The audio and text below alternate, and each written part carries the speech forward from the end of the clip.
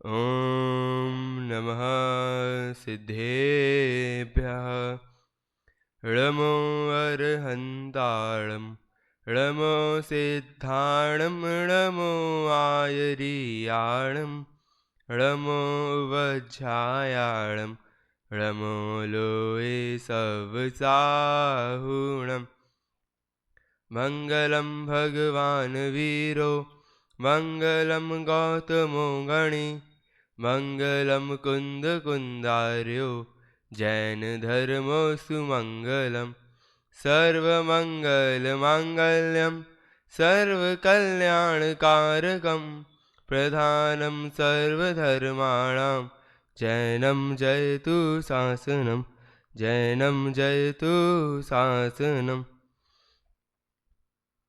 अट्ठविकम्ममुक्के अट्ठगुणेन अणुवमे सिद्धे अट्ठपुणविणी विट्ठे निट्टियकम्मेय वन्दिमो नित्यम्। आचार्य कुंदकुंद देव, जिनके नाम से हम सभी परिचित हैं, जिनका हमने पिछले स्वाध्याय में पंचमहागुरु भक्ति एवं उनके द्वारा रचित द्वादश भक्तियों के बारे में जाना था, जिसके क्रम में आज हम आचार्य कुंदकुंद देव कृत सिद्ध भक्ति पर चर्चा करेंगे, जिसमें आचार्य देव ने प्रथमतः सिद्धों का स्वरूप बताया, फिर सिद्धों के भेद किस प्रकार से होते हैं वे बताए, उसके बाद उनके सुख आदि गुणों का वर्णन किया और अंत में वे उनसे क्या चाहते हैं इस भावना को उन्होंने प्रदर्शित किया है। तो हम प्रथमतः सिद्ध भक्ति के प्रथम छंद पे चलते हैं। अट्ठविकम्ममुक्के अट्ठगुणेन अणुवमे सिद्धे अट्ठम पुण्यविणी विट्ठे ऋड्ढीकज्जेय वन्दिमो नित्यम्। क्या कहते हैं आचार्य कुंदकुंद देव? अट्ठविकम्ममुक्के कि 8 प्रकार के कर्मों से मुक्त हैं। अट्ठ गुणेन अट्ठे कि 8 प्रकार के गुणों से वे संयुक्त हैं। अणुवमे कि अनुपम है। सिद्धे कि वे सिद्ध क्या है कि अनुपम है। इसके बाद आगे भी सिद्धों का विशेषण बताते हुए क्या कहते हैं वे कि अट्ठम पुण्य विणी विट्ठे कि अट्ठम यानी 8, पुण्य यानी कि पृथ्वी, विणी विट्ठे यानी वहां पे स्थित है, यानी 8वीं पृथ्वी पर वे स्थित है। ऋठ्ठीय कज्जेय वंदिमो नित्यम कि निठ्ठीय कज्जेय यानी उनके जितने भी कार्य निठ्ठी यानी समाप्त हो गए हैं, और कज्जे यानी काम कि जो सिद्ध भगवान है उनके सभी कार्य क्या हो गए हैं, समाप्त हो गए हैं। उसके बाद क्या, यह वंदिमो नित्यम कि हम उनको नित्य ही वंदना करते हैं। या तो यहाँ पे नित्य जो है वह सिद्धों के लिए भी लगा सकते हैं कि जो ऐसे नित्य सिद्ध हैं उनके लिए हम वंदना करते हैं। यहाँ पे आचार्य देव ने 8 कर्म कहे, जिनके नाम हम सभी को पता है। ज्ञानावर्णी, दर्शनावर्णी, मोहनी, अंतराय, आयु, नाम, गोत्र और वेदनी। ये 8 कर्मों से वे मुक्त हैं। और 8 गुण कौन से हैं कि केवल ज्ञान, केवल दर्शन के छायिक सम्यक्त्व, छायिक ज्ञान, छायिक दर्शन, छायिक सुख। उसके बाद अव्यावाधत्व, अगुरु लघुत्व, सूक्ष्मत्व और अवगाहनत्व। ये 8 गुणों से वे युक्त हैं। अनुपम है तो कैसे कि समय सार की पहली गाथा में आचार्य कुंदकुंद देव ने भी लिखा है कि वहां पे भी क्या लिखा कि वंदितु सव्य सिद्धे ध्रुवमचल मणुवम गदिम पत्ते वोच्छामि समय पाहुड़ मृडमो सुध केवली भड़िदम। यहाँ पे भी आचार्य कुंदकुंद देव ने अनुपम इस विशेषण का प्रयोग किया है। तो इसका अर्थ क्या है कि वह जो सिद्ध भगवान है, जगत की जितनी भी उपमाएं हैं वे उन सभी वे जो सभी उपमाएं हैं वे क्या हैं कि वे कंपैरिजन करती हैं, लेकिन जो सिद्ध भगवान है उनका स्वरूप किसी से भी कंपैरिजन करने लायक नहीं है। जैसे सीता जी का मुख चांद के समान है, यदि हम ये कहें तो उसमें हम कंपैरिजन करते हैं, लेकिन जो सिद्ध भगवान है वे कैसे हैं कि भाई उनकी हम किसी भी लौकिक पदार्थ से तुलना नहीं कर सकते, इसीलिए वे अनुपम है। और क्या, अट्ठ पुण्य विणी विट्ठे कि 8वीं पृथ्वी पर स्थित हैं। तो वह 8वीं पृथ्वी कौन सी है कि ईसत प्रागभार इस पृथ्वी का नाम है, वहां पर ये सिद्ध परमात्मा विराजमान है। और क्या है कि निड्ढीय कज्जे की समस्त कर्मों समस्त जो कार्य हैं उनसे मुक्त हो गए हैं। जब हम देखते हैं निरखो अंग अंग जिनवर के वाली स्तुति, उसमें भी क्या लिखा कि हस्त युगल जिनवर कहें पर का करता हो, कि भाई जो हम हैं पर का करता होते हैं, तो उससे क्या होता है कि हम राग आदि में बंधते हैं। और दूसरा क्या कि जब हम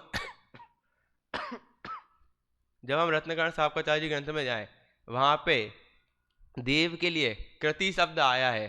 क्यों? कि वे जो कृति है नहीं, उन्होंने सारे करने योग्य कार्य कर चुके हैं, अब उन्होंने जो उन सब में श्रेष्ठ कार्य था आत्मध्यान वह कर रहे हैं। तो अन्य कार्यों से क्या हो गए हैं कि वे समाप्त हो गए हैं और जो सिद्ध अवस्था प्राप्त कर ली है।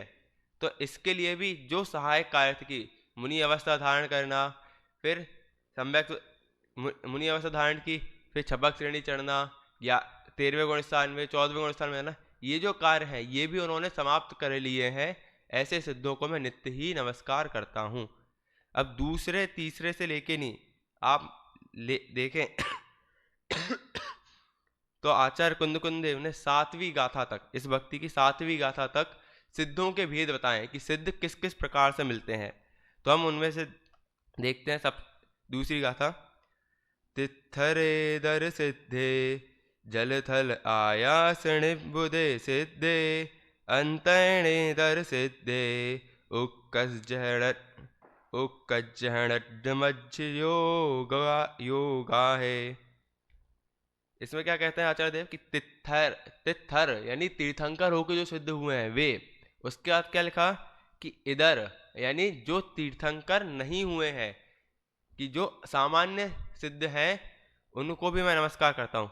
फिर क्या, जल थल आयास बुधे सिद्धे, कि जो जल से, थल से और आकाश से निर्वाण को प्राप्त हुए हैं, ऐसे सिद्धों को मैं नमस्कार करता हूँ।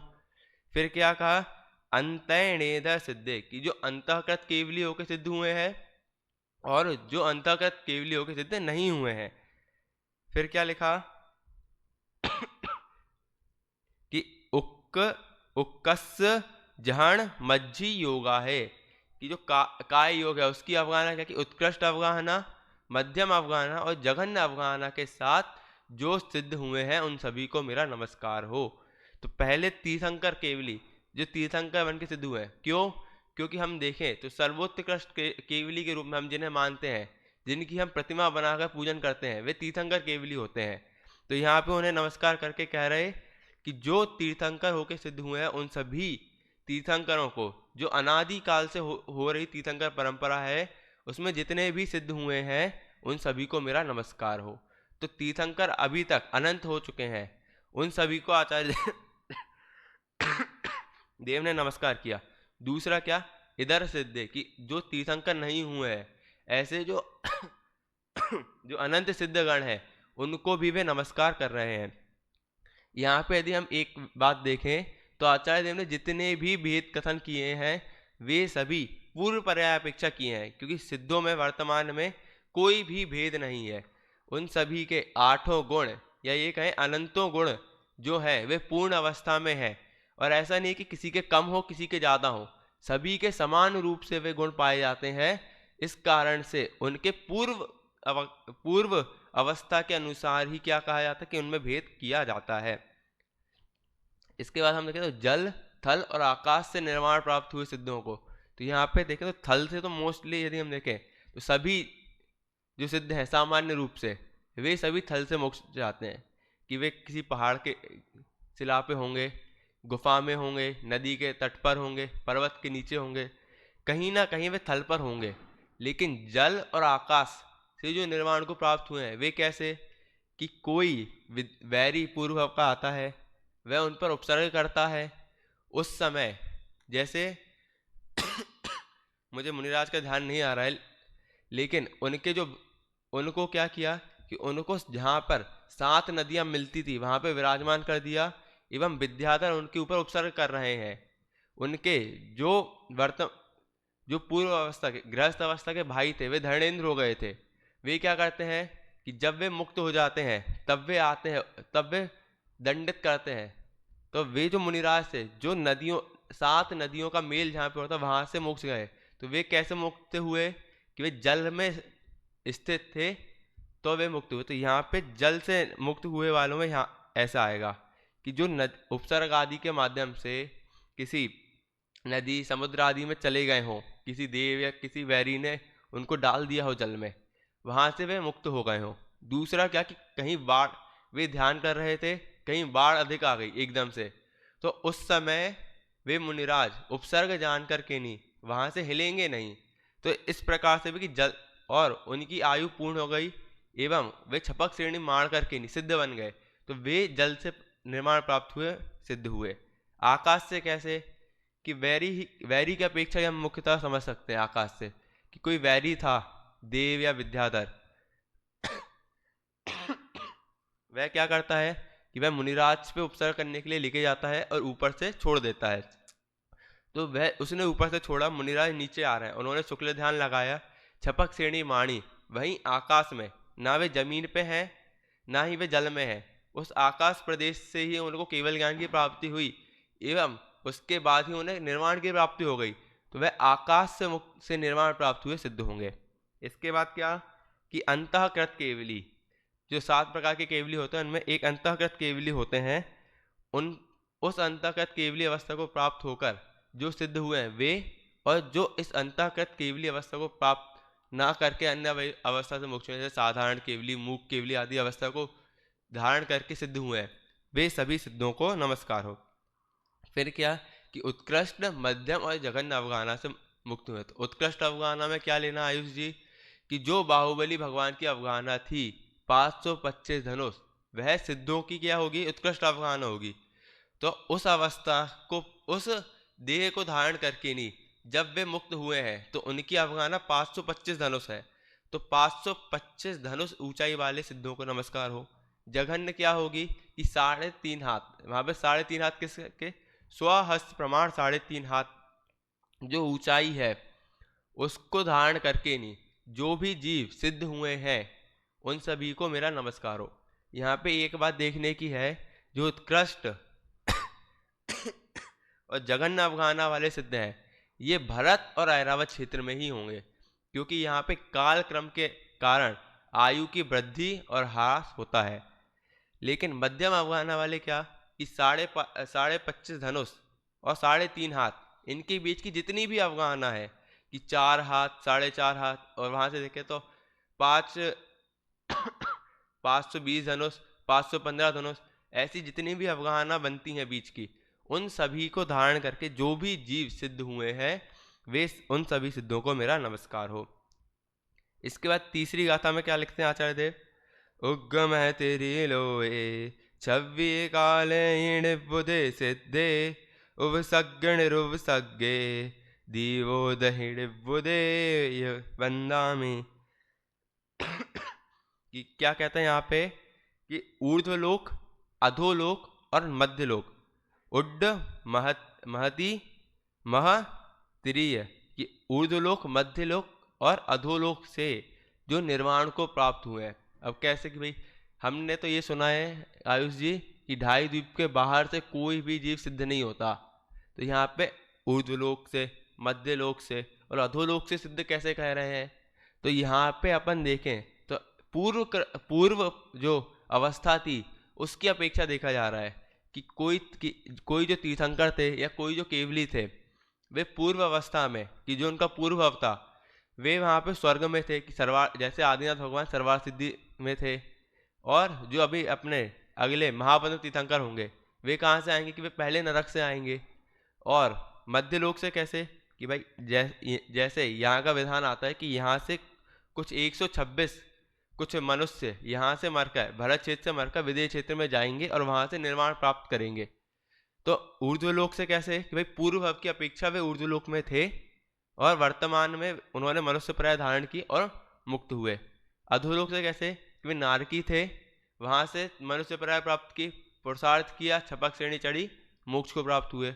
मध्य लोक से कैसे कि भाई पहले मनुष्य थे, त्रियंच थे। अब इसमें ऐसा नहीं कि मात्र कर्म भूमि क्यों, भोग भूमि के मनुष्य थे, तो यहाँ पे भोग भूमि के मनुष्य नहीं लेना, भोग भूमि के त्रियंच नहीं लेना।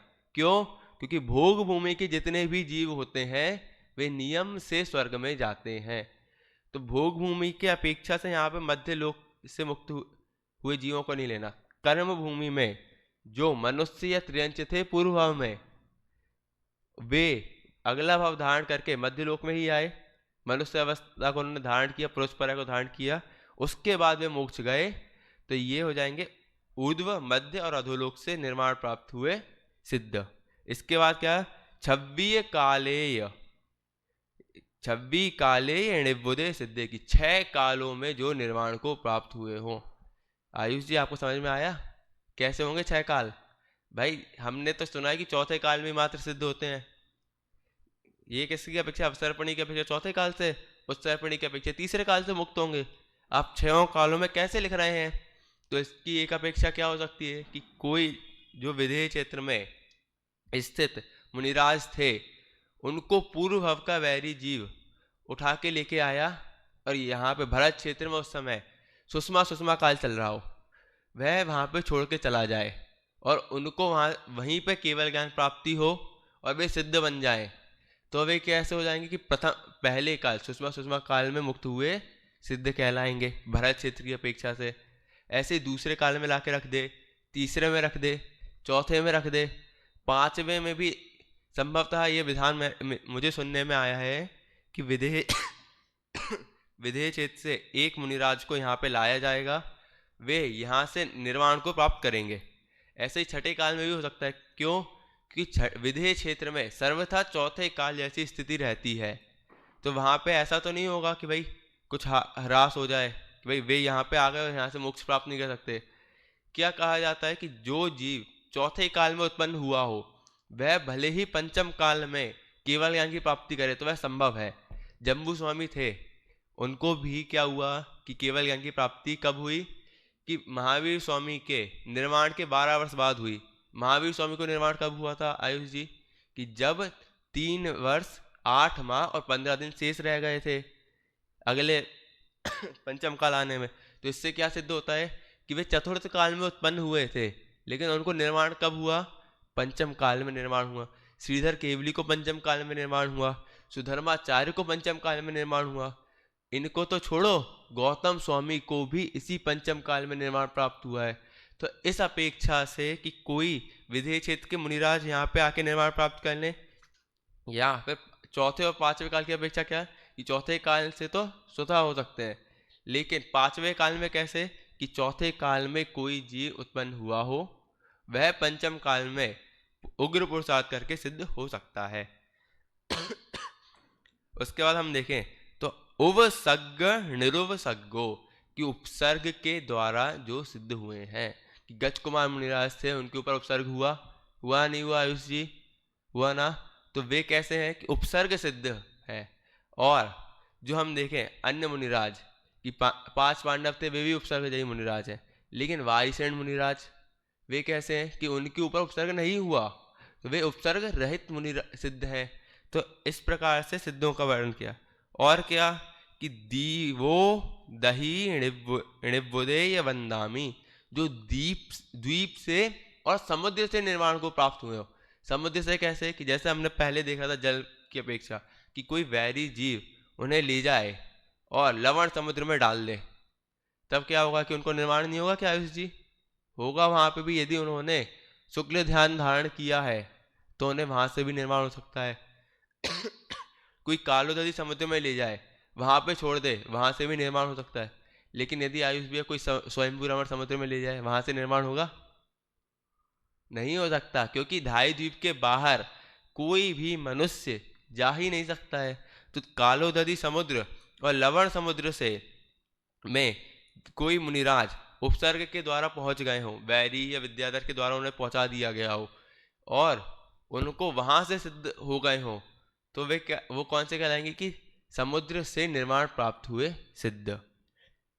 और जो ढाई द्वीप हैं उसके अलावा जो कुभोग भूमियों के द्वीप हैं, उनसे कोई यदि निर्माण को प्राप्त करता है, कोई मुनिराज वहां से निर्माण प्राप्त करते हैं, तो वे कैसे हो जाएंगे कि द्वीप से निर्माण प्राप्त किए हुए सिद्ध हो जाएंगे। इनको क्या किया आचार्य कुंद देव ने? इनको भी नमस्कार किया है।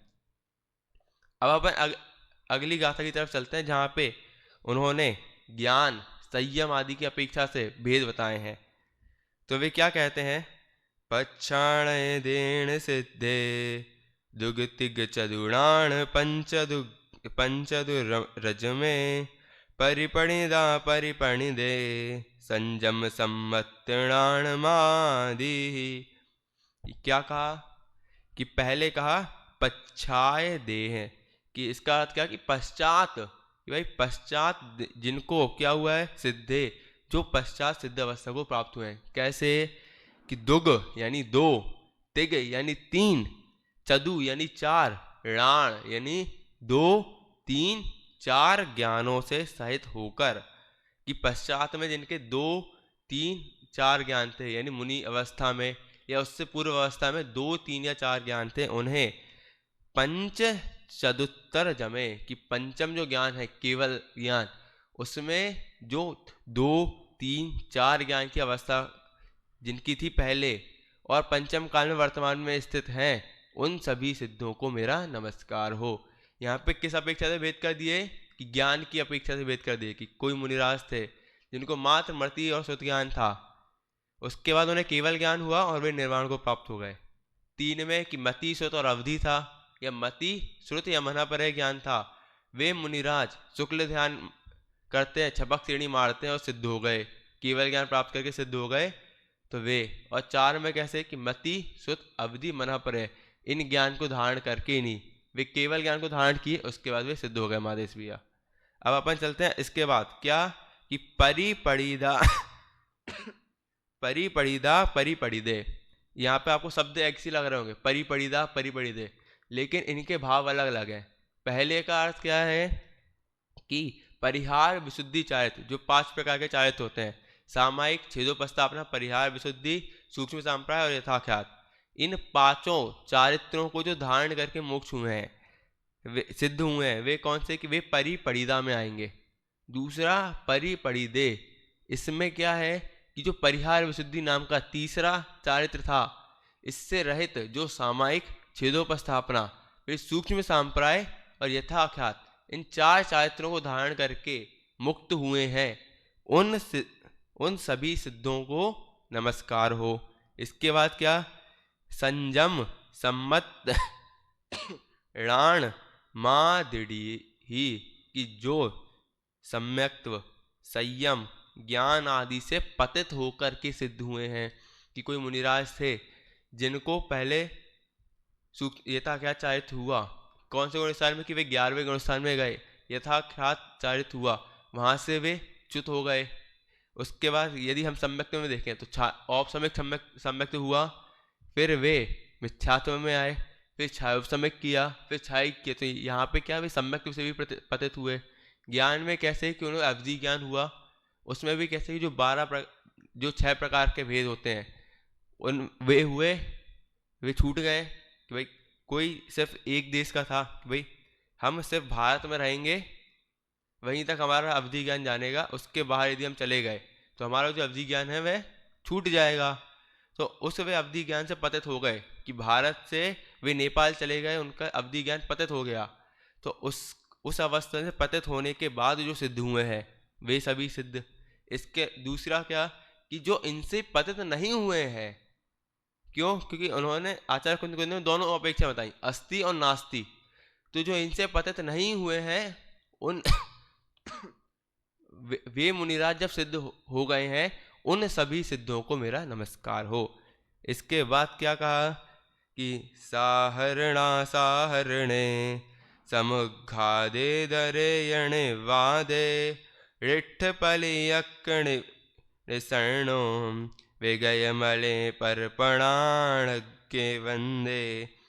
कि क्या कहा कि साहरणा असहरणा, कि क्या संसहरण, संहरण से या अंसहरण से, अर्थात उपसर्ग वसात साभरण के द्वारा और उपसर्ग वसात असहरण के कारण। क्या कि कोई मुनिराज थे, जैसे अपन 5 पांडवों को देखें तो उनके उपसर्ग के कारण क्या हुआ कि उनको क्या पहनाए गए कि लोहे के गरम गरम आभूषण पहना दिए गए। तो ऐसे कि उपसर्ग के कारण जिन पे आवरण आ गया है, वे उस अवस्था में से जो निर्वाण को प्राप्त हुए हैं। और दूसरा क्या कि जो उपसर्ग में निरावरण रहे और वे सिद्ध हो गए, ऐसे सभी सिद्धों को मेरा नमस्कार हो। यहाँ पे उपसर्ग के कारण पहले बताया था कि अंतःकृत केवली, उसके बाद आता उपसर्गकृत केवली। अब यहाँ पे उपसर्ग के भी दो भेद कर दिए कि उपसर्ग में जो केवली आवरण से सहित हुए हों और जो उपसर्ग में केवली आवरण से रहित हैं, ऐसे सभी सिद्धों को मेरा नमस्कार हो। इसके बाद क्या कहा, समुद्घात इधरे, कि समुद्घात से जो केवली हुए, कि भाई सिद्धों को कौन सा समुद्घात होगा, कि पूर्व पर्याय में केवली समुद्घात होगा। तो जो केवली समुद्घात करके सिद्ध हुए हैं या जो केवली समुद्घात नहीं करके सिद्ध हुए हैं, ऐसे सभी सिद्धों को मेरा नमस्कार हो। उसके बाद क्या कहा, ऋट्ठ पलियंक ऋवसर्णो, कि भाई ऋट्ठ यानी खड़गासन अवस्था से मुक्त हुए हो। फिर क्या, पलियंक, कि भाई जो पद्मासन अवस्था को धारण किए हैं वहां से ऋसर्णो यानी निर्वाण को प्राप्त हुए हो। विज्ञय मलेय, क्या कि उन्होंने उस अवस्था से क्या कह दिया, गला दिया। किसको, विज्ञ यानी गला दिया, किसे, मले यानी मल कौन से, कि द्रव्य कर्म भाव कर्म नौ कर्म रूपी जो मल है उसको गला दिया जिन्होंने। फिर क्या, परप्राणज्ञ वंदे, कि परप, कि भाई परम ज्ञान को जिन्होंने धारण कर लिया है, ऐसे सिद्धों को मैं नमस्कार करता हूं। यहाँ पे तो आचार्य देव ने ज्ञान आदि के माध्यम से बता दिया। इसके बाद छठी गाथा में आचार्य देव किसके माध्यम से बताते हैं कि उनका जो वेद था, भाव वेद, उस अपेक्षा से वे किस अवस्था को प्राप्त करके मोक्ष जाते हैं, उनका बताते हैं।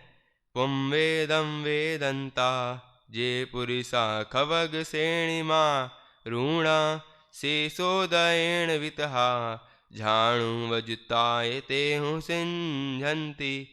क्या कहा, इसको मैं समझाऊं उससे पहले मैं एक बात क्लियर कर देता हूँ कि जो भाव हम देखते हैं कि द्रव्य स्त्री मुक्ति होती है कि नहीं होती, इसके संबंध में जब भी चर्चा उठती है तो क्या होता है कि भाई स्त्री वेद के द्वारा मुक्ति नहीं होती। साक्ष यदि हम देखें तो सीधे जवाब यह आता है।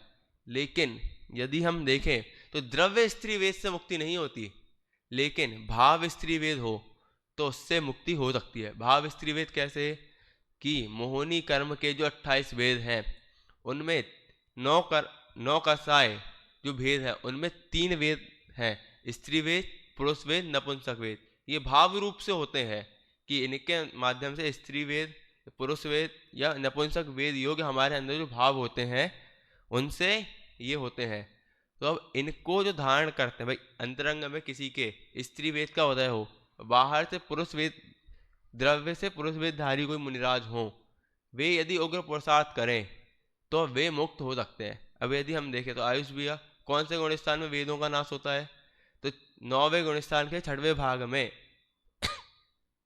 जो स्त्री वेद और नपुंसक वेद है उसका नाश होता है, और 11वें भाग में पुरुष वेद का नाश होता है। तो अब यहाँ पे कोई प्रश्न करे कि भाई जब 6ठे भाग में स्त्री वेद और पुरुष वेद का नाश हो ही जा रहा है तो अब कौन सा वेद बचा, ये पुरुष वेद बचा है, उसका उदय आना चाहिए। लेकिन नहीं, जो भाव वेद जन्म से होता है वही भाव वेद आगे कंटिन्यू रहता है। कि यदि मैं जन्म से भाव नपुंसक वेद का धारी हूँ तो मेरा मरण तक भाव नपुंसक वेद ही रहेगा। बाहर से भले ही मेरा द्रव्य पुरुष वेद रहे, लेकिन भाव से जो वेद है वह भी, और द्रव्य से भी जो वेद है वह भी, भले ही आजकल ऑपरेशन से क्या हो जाता है कि पुरुष स्त्री बन जाता है, स्त्री पुरुष बन जाता है, लेकिन फिर भी यदि हम देखें तो जन्म के समय कौन सा वेद था उसका, कि द्रव्य से पुरुष वेद था या द्रव्य से स्त्री वेद था, वही रहेगा। तो ऐसे जो इन अवस्थाओं को धारण करके जो मुक्त होते हैं उनको यहाँ पे नमस्कार किया है। तो गाथा में क्या लिखा, पुम वेदा वेदंता जे पुरिसा खवग श्रेणी माणु आरुणा। क्या, जो पुरुष वेद को वेदते हुए, जे यानी जो पुरुष वेदम, पुरुष वेद को वेदंता कि वेदते हुए, पुरिसा यानी पुरुष, क्या, खवग श्रेणी मारूणा कि जो छपक श्रेणी में आरूढ़ हो गए हैं। इसके बाद क्या कहा, से सोदयेण वितहा झाणु वजुत्ताय तेहु सिंजंती, कि शेष के उदय से भी जो झाणु वजुंता यानी शुक्ल ध्यान को मारते हैं, यह तेहु सिंजंती कि उनको भी क्या होता है, मोक्ष की प्राप्ति होती है। यहाँ पे भाव की अपेक्षा तो जो जो भेद होते हैं उनको आचार्य देव ने बता दिया है। अब इसके बाद अगले में आचार्य देव क्या बताते हैं, जो बुद्ध होते हैं कि भाई 3 प्रकार के बुद्ध बताए हैं हमारे यहाँ, प्रत्येक बुद्ध, स्वयं बुद्ध और बोधित बुद्ध। तो इनके संबंध, इनसे जो सिद्ध हुए हैं उनको नमस्कार करते हुए आचार्य देव लिखते हैं, प्रत्यय संयुत प्रत्यय स्वयं बुद्धा बोह्य बुद्धाय होन्ति ते सिद्धा प्रत्ययम प्रत्ययम समयम समयम पड़े वंदामि सदा। क्या कहा, प्रत्यय स्वयं बुद्धम कि प्रत्येक बुद्ध और स्वयं बुद्ध, बोह्य बुद्धाय होन्ति ते सिद्धा कि बोधित बुद्ध होकर के नहीं जो सिद्ध हुए हैं, प्रत्ययम प्रत्ययम समयम समयम पड़ीय वंदामी कि उन सबको पृथक पृथक और एक साथ मैं नमस्कार करता हूँ। ऐसा नहीं है कि भाई किसी वे प्रत्येक बुद्ध को या मात्र अकेला कर दिया हो, ऐसा नहीं कि भाई इन सभी को पृथक पृथक भी नमस्कार किया और इन सभी को इकट्ठा की सिद्ध है ये, इस प्रकार से भी नमस्कार किया है। अब यदि हम देखें प्रत्येक बुद्ध क्या होता है, स्वयं बुद्ध क्या होता है, बोधित बुद्ध क्या होता है, तो प्रत्येक बुद्ध की परिभाषा क्या, कि जो वैराग्य के का कोई कारण देखकर विरक्त हुए हैं वे सभी क्या हैं, कि वे प्रत्येक बुद्ध हैं। दूसरा क्या, स्वयं बुद्ध क्या, कि बिना किसी कारण के, वे उन्हें कोई कारण नहीं था बाहरंग में, उन्हें स्वयं अंतरंग में विरक्ति आई और वे दीक्षा धारण कर लिए और सिद्ध हो गए, ये हो जाएंगे स्वयं बुद्ध। इसके बाद क्या, कि भोगों में आसक्त थे, किसी जो मनुष्य दूसरों के द्वारा समझाए जाने पर कि भोगों में आसक्त थे, उनको किसी अन्य साधर्मी ने या मुनिराज आदि ने समझाया और क्या, कि वे विरक्त हो गए, वे क्या हो जाएंगे, कि बोधित बुद्ध हो जाएंगे। तो यदि हम देखें प्रत्येक बुद्ध में क्या आएगा, कि आदिनाथ भगवान थे, उनको वैराग्य का कारण क्या मिला, कि नीरांजना का नृत्य देखा, उसकी मृत्यु देखी, उन्हें वैराग्य उत्पन्न हुआ, वे विरक्त हुए, उन्होंने दीक्षा ले ली और वे अभी सिद्ध हो गए। तो वे कौन से बुद्ध में आएंगे, कि वे प्रत्येक बुद्ध में आएंगे। स्वयं बुद्ध में कौन आएंगे, कि जो सगर चक्रवर्ती के 60,000 पुत्र थे, वे क्या, कि उन 60,000 पुत्र यदि हम ना ले तो हम देखें तो जो भरत चक्रवर्ती के पुत्र थे, जो निगोज से निकल के आए थे, जीवन भर वे मौन रहे, उन्होंने सिर्फ क्या बोला, कि हे पिताजी आप हमें दीक्षा की आज्ञा दीजिए, मात्र इतने शब्दों को धारण किया, बोला। तो ये क्या हो गया, कि भाई इनको अंतरंग से वैराग्य था, इस कारण से उन्होंने अपनी जब तक उन्होंने दीक्षा लेने की आज्ञा नहीं मांगी उससे पहले नहीं बोला और आज्ञा मानकर लेकर के नहीं विरक्त हुए और निर्वाण को प्राप्त हो गए। तो वे होंगे स्वयं बुद्ध। और यदि हम बोधित बुद्ध में कोई उदाहरण देखें तो सगर चक्रवर्ती से उत्कृष्ट उदाहरण कोई नहीं मिलता।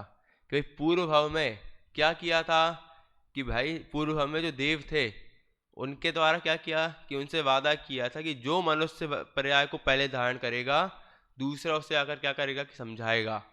तो उन्होंने क्या किया, दूसरे जो देव थे वे आए, पहले उपदेश दिया, उससे नहीं माने, फिर उन्होंने उनके 60,000 पुत्रों की मृत्यु का क्या दिखाया, स्वांग दिखाया।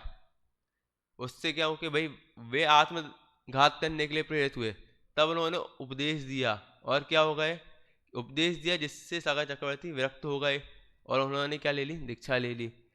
ऐसे बोधित बुद्ध होकर के नहीं जो सिद्ध हुए हैं, भाई इनके विरक्ति के 3 कारण बता दिए और इन 3 प्रकार की विरक्तियों से जो सिद्ध हुए हैं उन सभी सिद्धों को मेरा नमस्कार हो। अब आगे की जो 4 गाथाएं हैं उनमें से 2 में तो सिद्धों के वर्णन किया है और अंतिम 2 में उन्होंने कामना की है कि वे क्या चाहते हैं आचार्य देव। तो हम देखते हैं कि आचार्य देव 8वीं गाथा में क्या लिखते हैं, पर्णनमदु 28 चौतियण वदीय दोर्णि पंचेव वावणहीन विषय्या पैड़ी विनाशेण होन्ति ते सिद्धा। क्या लिखा, पण यानी 5, णव यानी 9, दू यानी 2, 28 यानी 28, चौ यानी 4, तिराणवदी यानी 93, दोणी यानी 2, पच्चेव यानी 5। ये क्या है कि भाई ये जो हमारे 8 कर्म हैं उनके उत्तर भेद हैं। ज्ञानावरण के 5 और दशनावरण के 9। उसके बाद क्या कि अपन देखें ज्ञानावरण दशनावरण वेदनीय, तो वेदनीय के कितने 2, मोहनी के कितने कि मोहनी के 28। उसके बाद 4 किसके कि आयु के 4, नाम के कितने कि नाम के 93। फिर उसके बाद यदि हम गोत्र कर्म पे जाएं, गोत्र कर्म के कितने 2 और पंचेव यानी अंतराय के 5। ऐसे कुल कितने कि 52 हीन विषया कि 52 को हीन कर दें अपन किससे 200 से अपन 52 को घटा दें तो कितना आएगा आयुष जी, कितना आएगा कि 148 आएगा। तो 148 पैड़ी यानी प्रकृतियों का विनाशेण होंती ते सिद्धा कि विनाश करके होंती ते सिद्धा कि इनका विनाश करके वे सिद्ध होते हैं। यहाँ पे सिद्ध कैसे होते हैं यह विधि बता दी कि 148 कर्म प्रकृतियों का आप नाश करोगे तब आप जाके सिद्ध होंगे।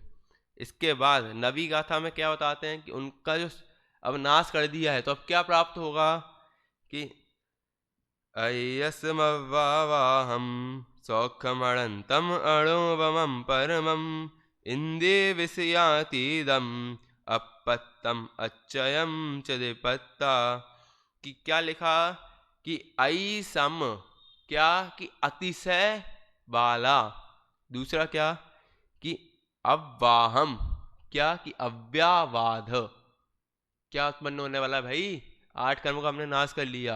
आप क्या बता रहे हो कि अतिशय वाला उत्पन्न होगा, अव्यावाद उत्पन्न होगा और क्या विशेषण कि अनंत उत्पन्न होगा, अनंतम यानी अनंत उत्पन्न होगा। उसके बाद क्या कहा अणुवमम कि अनुपम उत्पन्न होगा। भाई उसकी कोई उपमा नहीं कर पाएंगे हम, तुलना नहीं कर पाएंगे हम किसी चीज से। जो चीज उत्पन्न होगी क्या उत्पन्न होगी वह भी लिखेंगे आचार्य। उससे पहले क्या परमम यानी क्या परम हम जब शब्द प्रयोग करते हैं तो किसके लिए उत्कृष्ट के लिए हम परम शब्द प्रयोग करते हैं, वह उत्कृष्ट होगा। और क्या कहा इंद्रिय विषयातीदम कि इंद्रिय विषयों से क्या होगा अतीत होगा, कि इंद्रिय विषयों से रहित होगा वह। आपको समझ में आ रहा है किस गुण की बात हो रही है आयुष जी, बताइए किस गुण की बात हो रही है। अनंत ज्ञान नहीं, आपको पता चलेगा किस गुण की बात हो रही है। यहाँ पे इंद्रिय विषयों से अतीत कहा। उसके बाद क्या कहा अपत्तम यानी अप्राप्त है जो अभी तक। हाँ उसके बाद क्या है अच्छायम कि जिसका कभी क्षय नहीं होने वाला यानी जो अब अनंत काल तक रहेगा।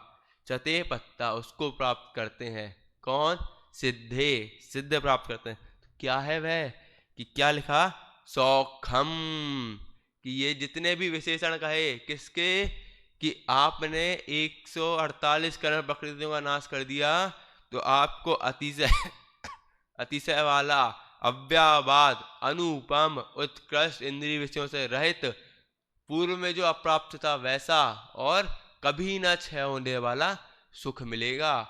कोई सामान्य चीज नहीं मिलेगी कि भाई हम क्या सोचते हैं कि भाई मैं ये कर देना इससे मुझे सुख प्राप्त हो जाएगा। नहीं, आपको यदि आपको करना है तो आप 148 कर्म प्रकृति का नाश करो, आपको कौन सा सुख मिलेगा अनुपम सुख मिलेगा। क्यों भाई इसकी उपमा किसी भी सुख से क्यों नहीं की जा सकती, क्योंकि जो चारों गतियों के सुख हैं वे कैसे हैं कि पहले तो बात क्या है कि वे अप्राप्त नहीं है। क्यों क्योंकि क्या कहा जाता है कोई जो भी जीव 2000 सागर के कुछ अधिक 2000 सागर के लिए निगोज से निकला है उसका क्या है कि उसका 1/3 भाग नरक में जाएगा। उसके जो 2000 सागर है उसका 1/3 भाग नरक में, 2/3 भाग स्वर्ग में, और जो कुछ अधिक काल है ना उसमें मनुष्य और त्रियंजों के भाग होंगे। तो जो स्वर्ग के सुख हैं वे भी उसने भोग लिए तो वह अप्राप्त नहीं है। भाई कोई भी यदि करना चाहे तो क्या होगा कि 2-3 तप किए, बाल तपांसी किया, सराग संयम संयम संयम ये किए और क्या होगा स्वर्ग को प्राप्त कर लेगा। वह अप्राप्त नहीं है। क्यों क्योंकि वह पहले भी अपन प्राप्त कर सकते हैं किसी ना किसी प्रकार से। और क्या कि भाई अक्षय नहीं है वे। यदि आप स्वर्ग गए हो, सर्वार सिद्धि में भी गए हो, 33 सागर की आयु है आपकी, तो क्या होगा आपको मनुष्य पर धारण करना पड़ेगा। वहाँ पे भी यदि आप सर्वार्थ सिद्धि गए हो तो आप नियम से अगले भव में अप्राप्त रक्षे सुख का भोग करोगे। क्यों? कि सर्वार्थ सिद्धि का नियम है, वहाँ पे जो भी जीव जाएगा वह एक भवावतारी ही होगा।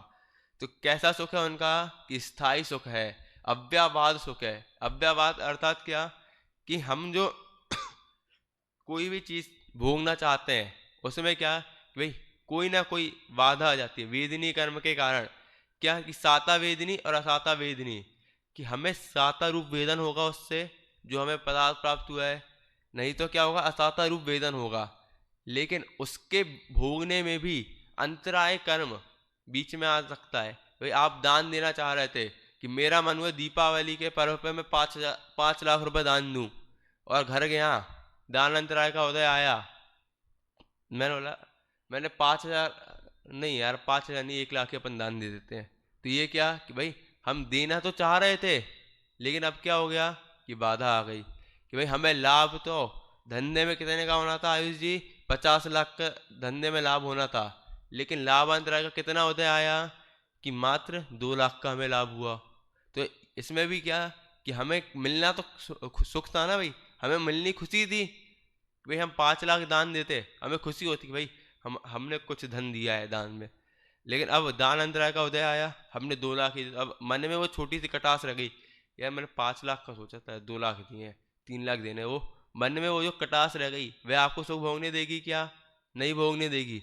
लेकिन सिद्धों का सुख कैसा है कि अंतराय कर्म के और वेदनी कर्म के नाश हो जाने के कारण अव्ययवाद है कि किसी भी प्रकार की बाधा से रहित है। अनुपम की हमने पहले ही देख ली है।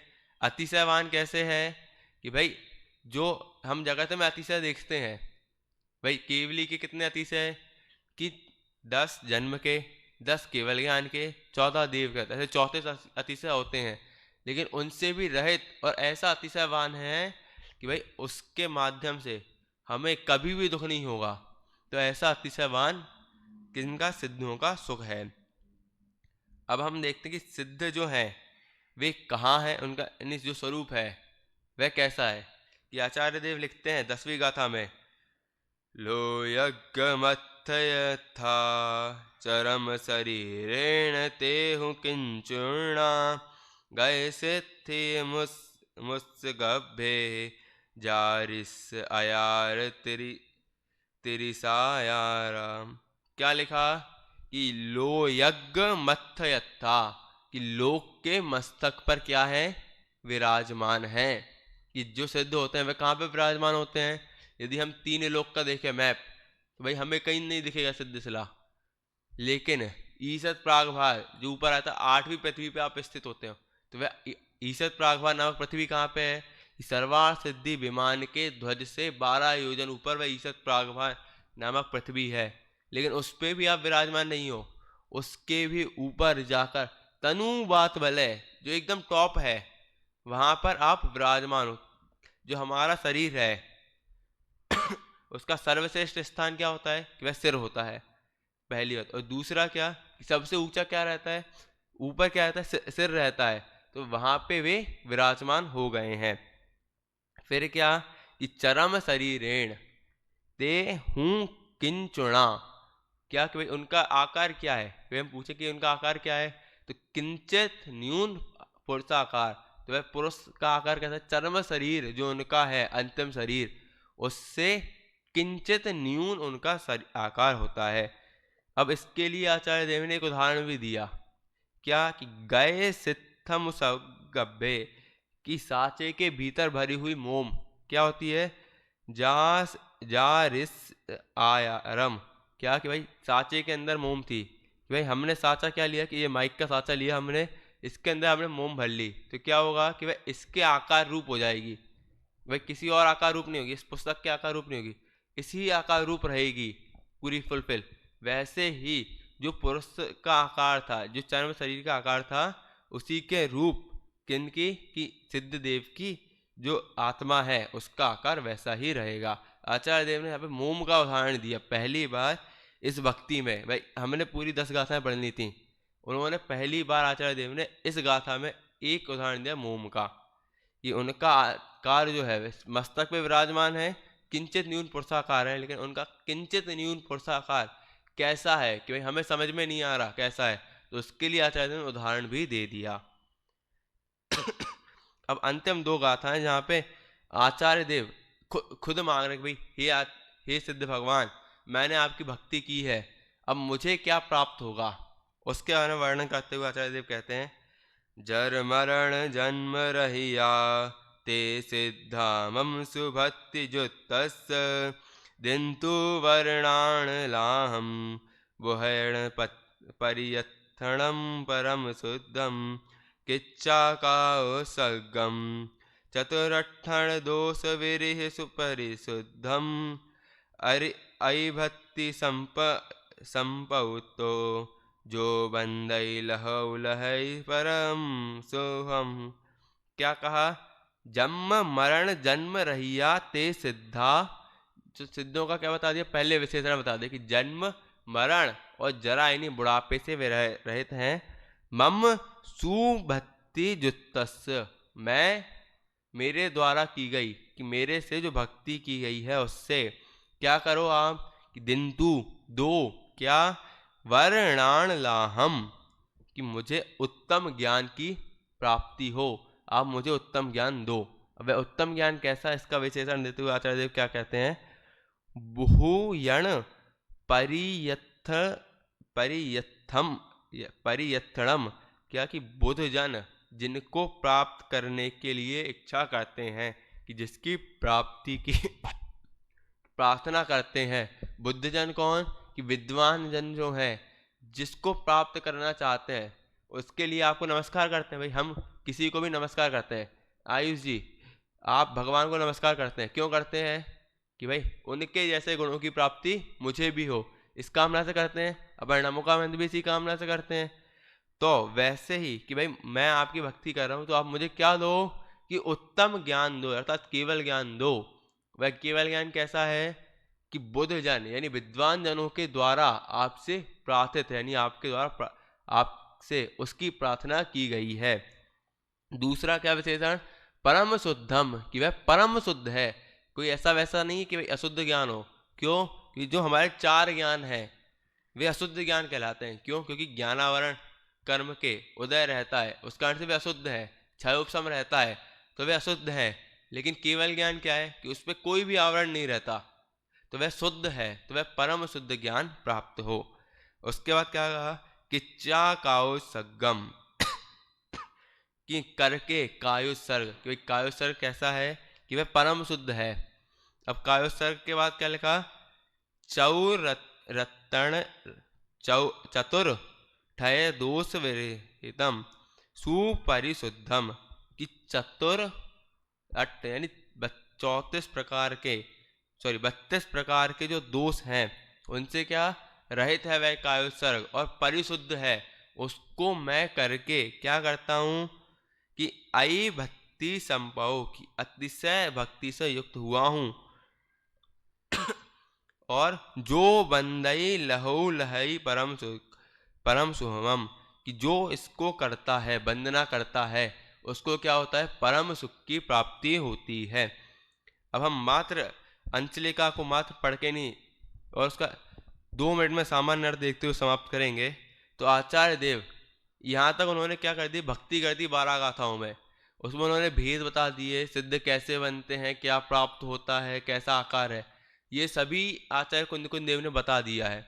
अंचलिका में अब वे क्या लिखते हैं कि इच्छा में भंते सिद्ध भक्ति कौ सग्गो कौ तस्सालोच्यौ सम्मणान सम्मदंसण समचरितयुत्ताणम अट्ठवे कम विप्मुक्काणम अट्ठगुण संपर्णाणम उड्डलोय मथ्यम्मि पैठ्याणम तव सिद्धाणमणय सिद्धाणम संजम सिद्धाणम अतीतनागत वट्टमाण कालतय सिद्धाणम सव्य सिद्धाण मृच्य कालम अंचेमी पूंजेमी बंदामी नमस्सामी दुखखो खम्मखो बोहिलाओ सुगई गमनम समायुणम जनमुण संपत्ति होम मध्यम।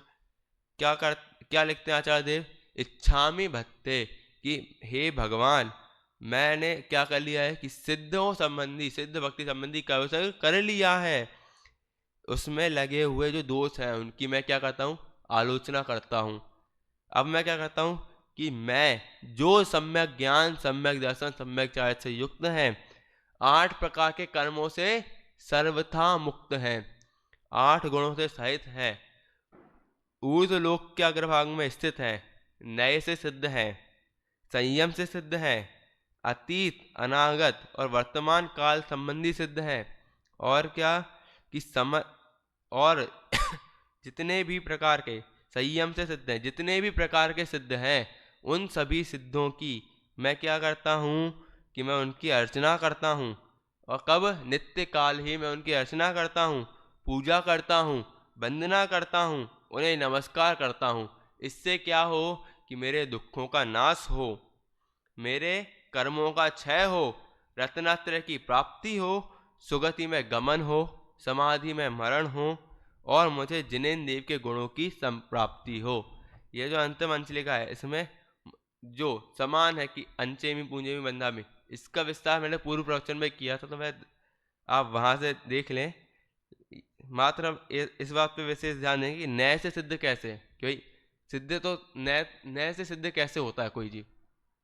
क्यों भाई आयुष जी, नए कितने प्रकार के? भाई हमने 2 प्रकार के सुने हैं, द्रव्यार्थिक, व्यवहारार्थिक। व्यवहारार्थिक दूसरा का हमने निश्चय व्यवहार, ये 2 प्रकार के सिद्ध कहे सुने हैं।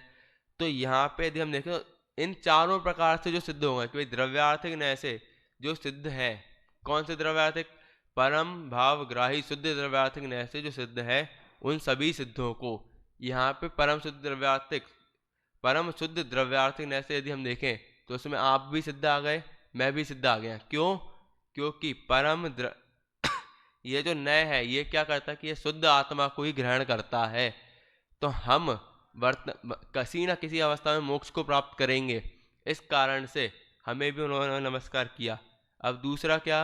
वे पर्याय आर्थिक नय से कैसे कि वर्तमान में जो पर्याय नय है कि पर्याय में जो सिद्ध है उन सिद्धों का नमस्कार किया, तो वे पर्याय आर्थिक नय से सिद्ध। अब निश्चय व्यवहार से कैसे? निश्चय में परम शुद्ध निश्चय है जो विषयभूत शुद्धात्मा है, वह कैसा है कि वह सिद्ध स्वरूपी है। तो ऐसे निश्चय ऐसे भी उन्होंने हम सभी जितनी भी आत्माएं हैं उनको नमस्कार किया। और व्यवहार ने से क्या कि जो वर्तमान में जो ऊपर भेद किए थे वे सभी कैसे हैं कि भाई व्यवहार में ही भेद होते हैं। निश्चय तो कैसा होता है आयुष जी? अभेद होता है। तो जो व्यवहार से भेद होते हैं, तो ऊपर जितने भी भेद हमने वर्णन किए हैं वे सभी व्यवहार में ऐसा थे। तो उन सभी सिद्धों को नमस्कार हो, अर्चना करता हूँ आदि जितने भी विशेषण दिए वे उन्होंने यहाँ पे प्रयुक्त किए हैं। तो इस प्रकार यहाँ पे सिद्ध भक्ति रही। आगामी स्वाध्याय क्रम में हम यदि समय मिलता है तो हम योगी भक्ति के संबंध में, जहाँ पे आचार्य कुंद देव ने मुनिराजों के स्वरूप का वर्णन किया है, उस पर हम चर्चा करेंगे। तो अभी मैं इसी मंगल भावना से विराम लेता हूँ कि आप सभी सिद्ध भक्ति के माध्यम से सिद्ध पद को प्राप्त करें। जय जिनेन्द्र। सहजानंद।